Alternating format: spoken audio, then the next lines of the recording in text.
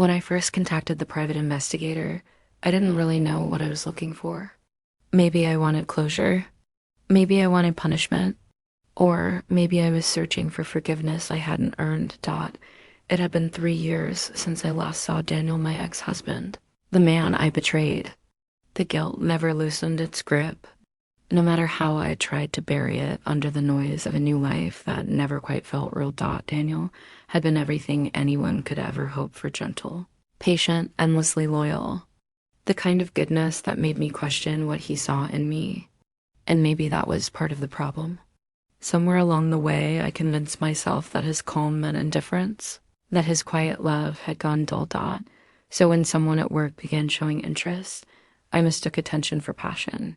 It didn't take long for the lie to unravel. When the truth finally came out, Daniel didn't argue.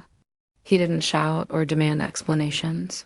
He just left silently, and that silence hurt more than any storm could have. Years later, that quiet still echoed in me. I didn't want him back. I knew that chapter was closed, but I needed to know if he was okay, if he'd managed to build something new from the pieces. I chattered. That's when I hired Mark, a private investigator. He was soft-spoken, observant, and promised to have answers within a week. I told him I only wanted to know if Daniel was happy, if he'd moved on. Mark didn't press for details. He simply nodded and went to work. The days that followed dragged endlessly. Every passing hour replayed memories I had tried to forget. The mornings he'd brewed 2 cups of coffee even after a fight. The way he'd wait by the window when I came home late, pretending not to worry. And the last time I saw him, his eyes filled not with anger, but quiet heartbreak. On the 6th day, Mark called. "I have what you asked for," he said. We met at a small cafe downtown. He placed a worn folder on the table and slid it toward me. My hands shook as I opened it. Photographs spilled out: Daniel walking through a park, sitting by a lake, helping an older man with groceries. In one picture, he was smiling. For a fleeting moment, I felt a rush of relief. He looked peaceful. But then Mark's tone shifted. "He's been living in a small town about 2 hours away," he began. "Volunteers at a community center. Keeps to himself. Doesn't talk much about his past." I nodded, unsure if I was ready for more. "There's something else," Mark said, hesitating. "You should probably know he's not well." The words hit like a punch. Last year, he was diagnosed with a heart condition. The doctors say stress made it worse. He's been in and out of the hospital. I could barely breathe. "Does he have anyone with him?" I asked. Mark shook his head. "He lives alone. But there's a neighbor, an older woman. She checks in, brings food now and then. They're not together." She said he rarely talks about anything personal. Tears blurred my vision. I had imagined him happy and whole. Instead, he was surviving quietly, carrying wounds I'd left behind. Would it be wrong to visit? I finally whispered. Mark took a moment before answering.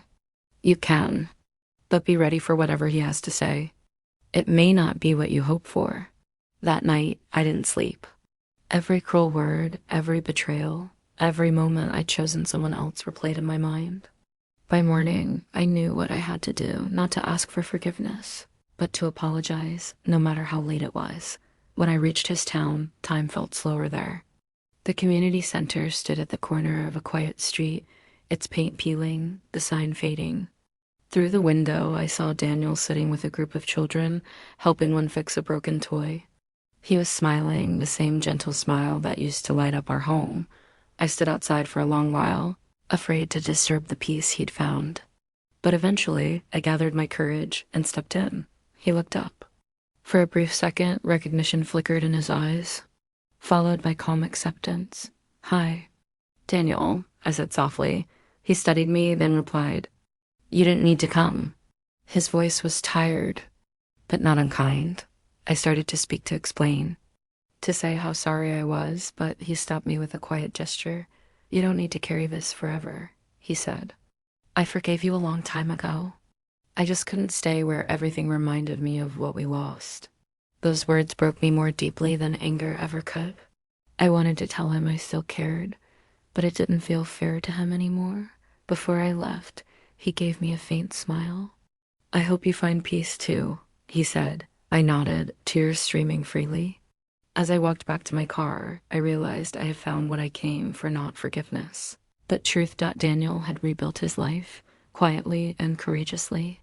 The investigator's words had shattered me, but Daniel's calm had healed something inside. As I drove away, I finally understood. Sometimes the truest form of love is learning how to let go.